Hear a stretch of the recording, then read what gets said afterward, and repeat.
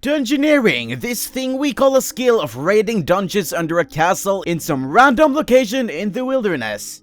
Whatever role it had during the God Wars we don't know, but that's also not the point of this video.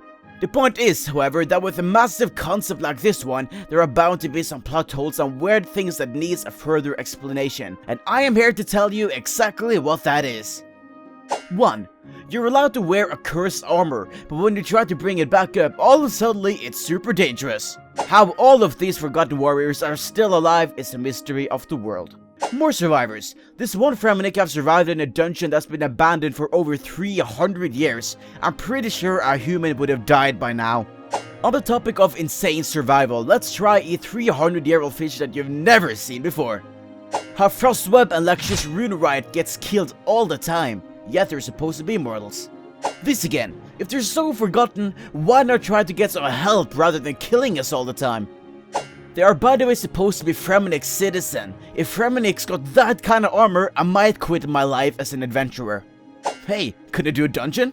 Let's totally bring nothing whatsoever down to a 300-year-old abandoned dungeon where some evil god is supposed to be resting and where Bilrush got killed. Yeah, that sounds totally safe.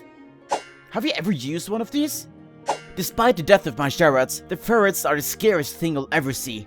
Hey, yes, use incredible magical powers to teleport around in a dungeon and save the world best dungeon ever, and then go back and do my job as a salesman. That sounds like a good plan. While we're on the topic of the best dungeoneers, is the cape really so bad looking that Thok doesn't wear it? I mean, even level 4s wears a cape. Didn't Thok kill someone with his head? Following Runescape lore, Bilrush and his team built these dungeons, so shouldn't the doors already be, I don't know, open? This thing is in the minigame interface. Maybe those crazy kids on the forums was right all along. You go down with nothing, get yourself a ton of money, gear, runes, and food, and then you for some reason drop it all when you're going further down the super dangerous dungeon. The logic is strong with this one. The items in the reward shop, which by the way reminds me of the minigame point shop, is obviously incredibly powerful.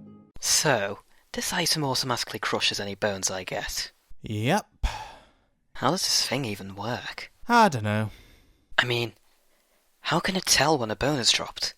How do I know it won't just crush all the bones of something I'm in contact with no warning?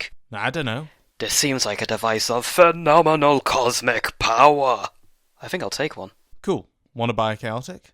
And that is pretty much it for this one. There was probably some things you feel was left out, but that's also the beauty of the comment section below.